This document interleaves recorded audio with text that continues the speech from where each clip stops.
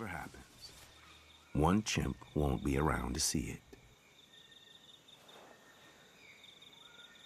Joya is growing up.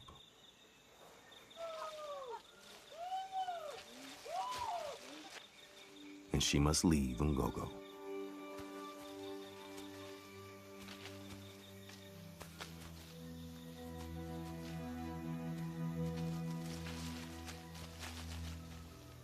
This is how chimp societies mix and remain healthy.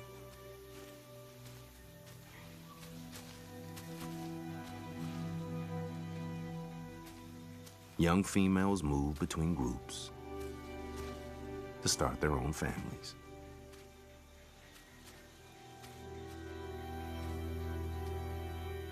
Joya is leaving everything and everyone she's ever known.